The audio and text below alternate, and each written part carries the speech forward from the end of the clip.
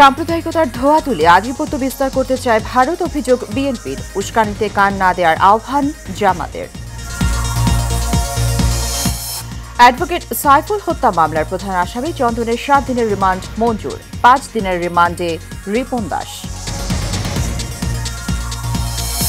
এবং পঞ্চগড় সীমান্তে বিএসএফের গুলিতে এক বাংলাদেশি নিহত। পতাকা বৈঠকে মরদেহ ফিরিয়ে আনল বিজিবি।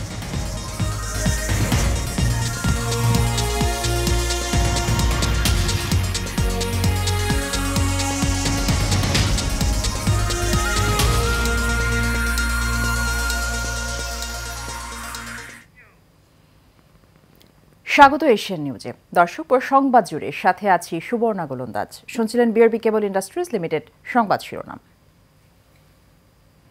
দেশের সকলে ঐক্যবদ্ধ থাকলে যে দেশি ষড়যন্ত্র করুক না কেন তারা সফল হবে না বলে মন্তব্য করেছেন বিএনপির স্থায়ী কমিটির সদস্য ডক্টর খন্দকার মোশাররফ হোসেন।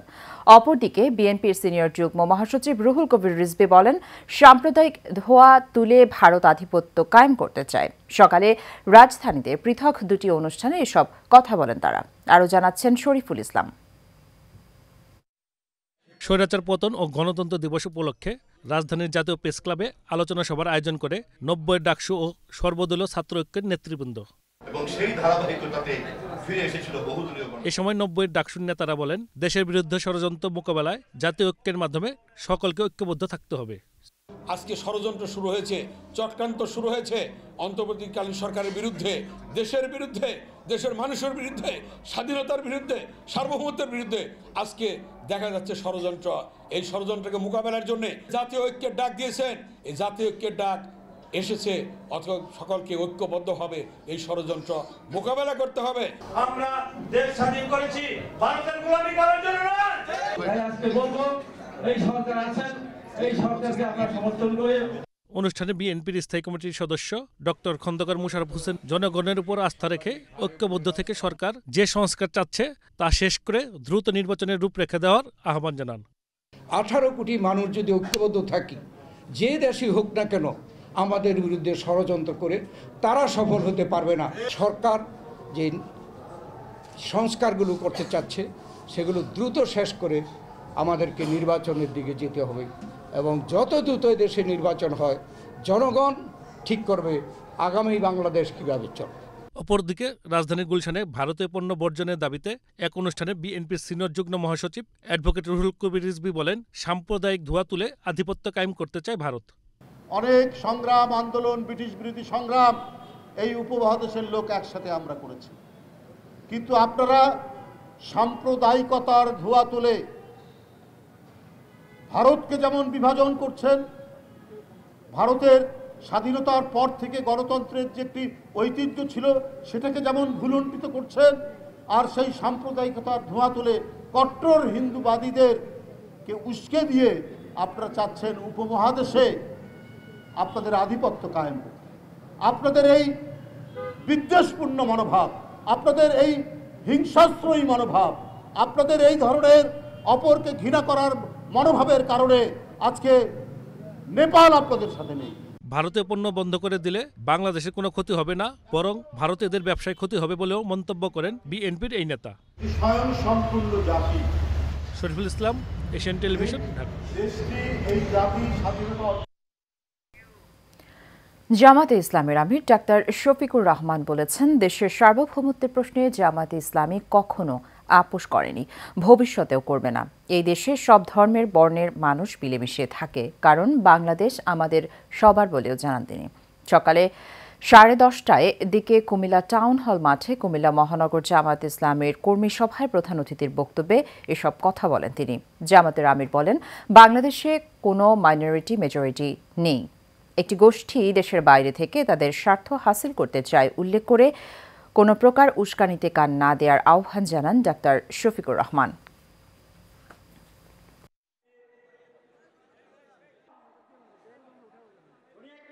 আমরা ধন্যবাদ জানাই আমাদের প্রধান উপদেষ্টাকে তার এই মহৎ উদ্যোগ নেওয়ার জন্য। উদ্যোগ নিয়েছেন, উদ্যোগ নিয়ে থেমে গেলে হবে না, এই যাত্রা আমাদের অব্যাহত রাখতে হবে। এর আগের দিন তিনি সমস্ত রাজনৈতিক, দেশপ্রেমিক, ফ্যাসিবাদ বিরোধী, সাম্রাজ্যবাদ বিরোধী জাতীয় রাজনৈতিক নেতৃবৃন্দকে নিয়ে তিনি এক কাতারে দাঁড়িয়েছেন। সবাই আমরা একই আওয়াজ তুলেছি, আমরা কোনো আগ্রাসন সহ্য করব না। বাংলাদেশের 1 ইঞ্চি জমি আমরা কাউকে ছেড়ে দেব না। আমাদের জীবন দিব, তবুও বাংলাদেশের আধা ইঞ্চি জমি আমরা ছেড়ে দেব না। বর্তমান সরকার যদি ব্যর্থ হয় তাহলে অনেক বড় বিদ্রোহ হবে বলে মন্তব্য করেছেন বিদ্যুৎ ও জ্বালানি উপদেষ্টা মোহাম্মদ ফাউজুল কবির খান। সকালে সাউথ বিশ্ববিদ্যালয়ে এইচআর কনভেনশনে যোগ দিয়ে তিনি এসব কথা বলেন। বিদ্যুৎ ও জ্বালানি উপদেষ্টা বলেন, বড় প্রকল্প নেয়ার আগে সেখান থেকে রাজস্ব কতটা আসবে তা বিবেচনা করা উচিত, যেটা পদ্মা সেতু ও কর্ণফুলী টানেলে দেখা হয়নি। এখানে রাজস্ব আয়ের চেয়ে অপচয় বেশি হয়েছে। তিনি বলেন, আওয়ামী লীগ আমলে প্রকল্পগুলোর দুর্নীতি হয়েছে কারণ সরকারের কর্মকর্তারা এর সঙ্গে জড়িত ছিল। চট্টগ্রাম আদালত এলাকায় অ্যাডভোকেট সাইফুল ইসলাম আলিফ হত্যার ঘটনায় গ্রেফতার প্রধান আসামি চন্দনকে 7 দিনের রিমান্ডে পাঠিয়েছে আদালত। একই মামলায় আরেক আসামি রিপন দাসকে জিজ্ঞাসাবাদের জন্য 5 দিনের রিমান্ড দেওয়া হয়েছে। চট্টগ্রাম মেট্রোপলিটন ম্যাজিস্ট্রেট কাজী শরীফুল ইসলামের আদালত এই আদেশ দেন। রাষ্ট্রদ্রোহের মামলায় সম্মিলিত সনাতন জোটের মুখপাত্র চিন্ময় কৃষ্ণ দাস ব্রহ্মচারীর জামিন আবেদন নাকচ হওয়ার পর গত 26 নভেম্বর চট্টগ্রাম আদালতে বিক্ষোভ শুরু করে তার অনুসারীরা। এ সময় চিন্ময়ের প্রিজন ভ্যান আটকে প্রায় 3 ঘণ্টা বিক্ষোভ করেন তারা। পরে পুলিশ লাঠিচার্জ, টিয়ার গ্যাস ছুড়লে শুরু হয় সংঘর্ষ।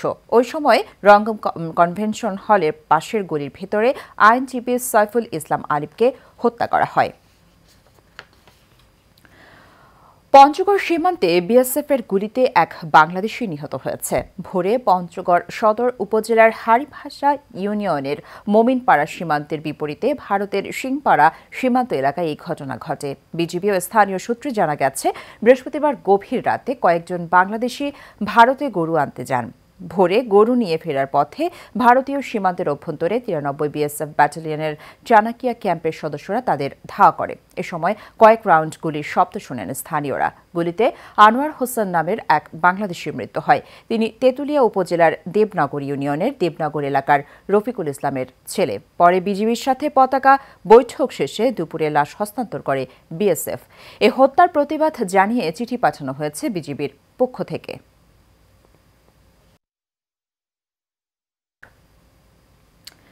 দিনাজপুরের বীরগঞ্জ উপজেলার যদুপুর এলাকায় ভয়াবহ সড়ক দুর্ঘটনা ঘটেছে। বাস ও ট্রাকের মুখোমুখি সংঘর্ষে ঘটনাস্থলেই নিহত হয়েছেন 4 জন।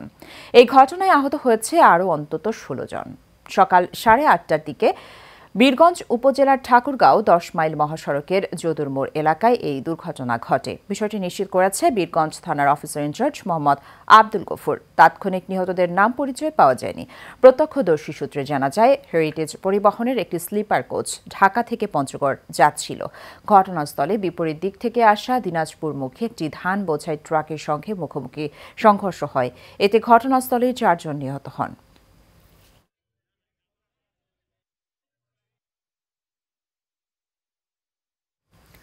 নিচ্ছি বিআরবি কেবল ইন্ডাস্ট্রিজ লিমিটেড সংবাদ বিরতি। ফিরে এসে অন্যান্য সংবাদের সাথে আরও যা থাকছে। আগামী কয়েকদিনের মধ্যে ঘোষণা করা হবে নতুন প্রধানমন্ত্রীর নাম, জানালেন ফ্রান্সের প্রেসিডেন্ট ইমানুয়েল ম্যাক্রো।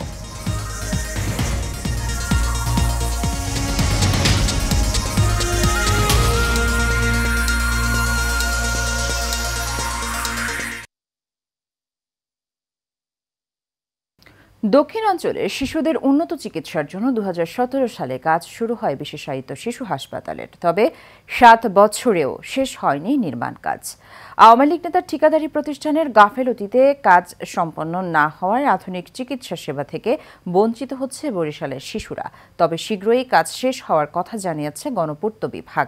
বরিশাল থেকে কামরুজ্জামান ডলারের প্রতিবেদনে বিস্তারিত জানাচ্ছেন আরভি ইসলাম হিমু। 2017 সালে 22 কোটি 60 লাখ টাকা ব্যয়ে বরিশাল নগরীর আমানতগঞ্জে 200 শয্যা বিশিষ্ট শিশু হাসপাতালের নির্মাণ কাজ শুরু হয়।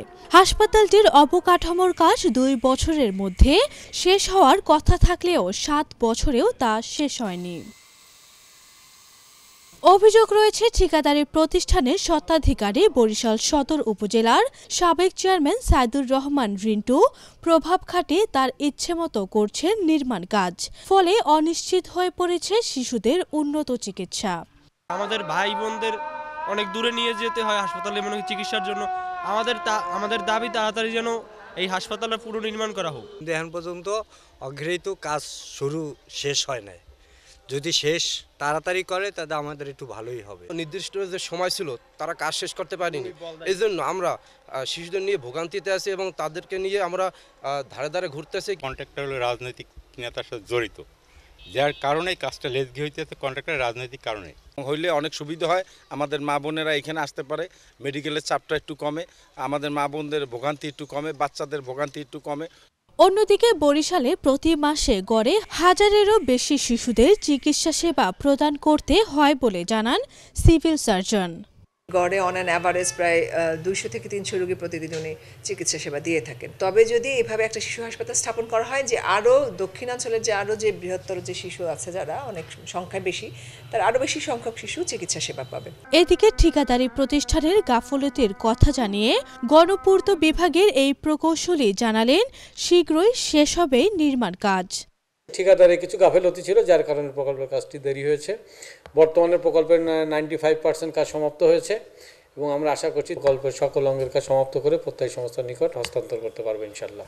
শুধু আশ্বাস নয়, দ্রুত গতিতে হাসপাতালটির সকল কাজ শেষ হওয়ার মধ্য দিয়ে শিশুরা উন্নত চিকিৎসা সেবা পাবে বলে প্রত্যাশা বরিশালবাসীর।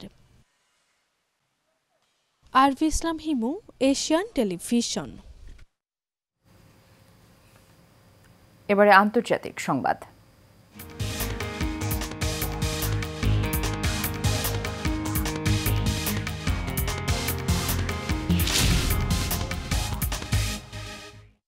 আগামী কয়েকদিনের মধ্যে ফরাসি প্রধানমন্ত্রীর নাম ঘোষণা করবেন বলে জানিয়েছেন প্রেসিডেন্ট ইমানুয়েল ম্যাক্রো। বার্তা সংস্থা রয়টার্সের এক প্রতিবেদনে এ খবর জানানো হয়। প্রতিবেদনে বলা হয়, আগামী কয়েকদিনের মধ্যে ফরাসি প্রধানমন্ত্রীর নাম ঘোষণা করা হবে। বৃহস্পতিবার জাতির উদ্দেশ্যে দেয়া ভাষণে তিনি এই ঘোষণা দেন। বুধবার ফরাসি প্রধানমন্ত্রী মিশেল বার্নিয়ের পদত্যাগ করার পর জাতির উদ্দেশ্যে ভাষণ দেন ম্যাক্রো। তিনি আরও বলেন, দেশ রাজনৈতিকভাবে অচল হয়ে থাকতে পারে না। এ সময় নিজের পদত্যাগের আহ্বান প্রত্যাখ্যান করেন ফরাসি প্রেসিডেন্ট। রাজধানীর তেলের বাজারের তেলেসমাতি এখনও শেষ হয়নি। কোনো কোনো জায়গায় পাওয়া গেলেও বাড়তি দামের অভিযোগ ক্রেতাদের। এদিকে শীতের সবজিতে বাজার ছয়লাভ হলেও এখনও বাড়তি দামের অভিযোগ অনেকের। কাউসার আহমেদের রিপোর্টে বিস্তারিত। কখনো বন্যা, খরা, বৃষ্টি, আবার কখনো এসবের দোহাই দিয়ে কৃত্রিম সংকট তৈরি করে দাম বাড়ানো হয় নিত্য প্রয়োজনীয় পণ্যের। বেশ কয়েকদিন ধরেই বাজারে তেলের সরবরাহে ঘাটতি দেখা দিয়েছে। এটি নিয়ে জনমনে ক্ষোভ তৈরি হয়েছে। তবে বিক্রেতারা বলছেন, 2-1 দিনের মধ্যেই স্বাভাবিক হবে পরিস্থিতি। আমি বাজারে দেখলাম কোনো দোকানে সয়াবিন তেল না। এর কারণ উত্তর আমি খুঁজে পাচ্ছি না, কি দাম বাড়বে না কি কমবে, এর কোনো উত্তর নাই। আমি এই জন্য সরকারকে অনুরোধ করব যত তাড়াতাড়ি এই তেল সাপ্লাই দিতে। 15 দিন ধরে মার্কেটে আমরা কোম্পানি তেল পাইতেছি না, ডিস্ট্রিবিউটরে পাইতেছি না। কারণটা কি, কোম্পানি সিন্ডিকেট করে। এটা উচিত সরকারের এই কোম্পানিকে সিলগালা করে দেওয়া, যে তেল কেন দেবে না, তেল কোথায় গেছে? এতদিন অ্যাভেলেবেল তেল আছে, এখন তেল নাই কেন? হ্যাঁ, 5% পরে তো 10% কমাই শুল্ক। এখন তো আর দাম বাড়ার করার সুযোগ নেই। কবে থেকে স্বাভাবিক হবে? রবি সোমবারের দিকে স্বাভাবিক হয়ে যাবে। এদিকে বাজারে অন্যান্য পণ্য স্বাভাবিক দামে বিক্রি হলেও শীতের সবজির দাম তুলনামূলক কিছু কম দামে বিক্রি হচ্ছে। তবে এ নিয়ে ক্রেতা বিক্রেতাদের মধ্যে দেখা দিয়েছে মিশ্র প্রতিক্রিয়া। শাকসবজি প্রচুর আছে, কিন্তু তারপর দাম এখনও কমে না আর কি, হাতের নাগালে আসে নাই। কাজে সরকারের আমার মনে হয় দ্রব্য মূল্য যা কিছু আছে যাতে সাধারণ মানুষের ক্রয় সীমার মধ্যে আসে, এই বিষয়ে ব্যবস্থা নেওয়া উচিত। কি মনে হবে আপনার সামনে আপনি প্রমাণ, আপনাদের মিডিয়া দেখলে ওরা একরকম দর বলে, আমরা যখন বাস্তবে আসি তখন আর রকম দর। তো কমই আছে, এর তো সবজি তার কমার কোনো প্রসেস দেয় না। এখন সব কিছুর দাম বেশি, কৃষকে ক্ষেত ফলাইলেও মনে করেন খরচ বেশি। দেশের সার্বিক পরিস্থিতির সাথে নিত্যপণ্যের বাজার ও নাগালের মধ্যে আসবে এমনটাই প্রত্যাশা সবার। কাউসার আহমেদ, এশিয়ান টেলিভিশন, ঢাকা। শেষ করব এশিয়ান নিউজ। তার আগে বিআরবি কেবল ইন্ডাস্ট্রিজ লিমিটেড সংবাদ শিরোনামগুলো জানিয়ে দেব আরও একবার।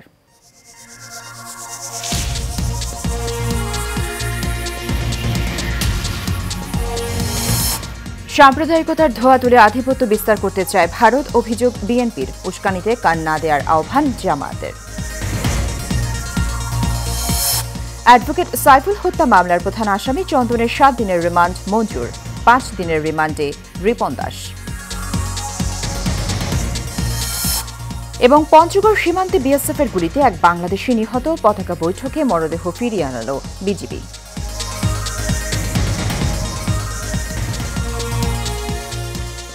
এশিয়া নিউজ এ পর্যন্তই। আমাদের পরবর্তী সংবাদ দেখার আমন্ত্রণ রইল। ধন্যবাদ সাথে থাকার জন্য।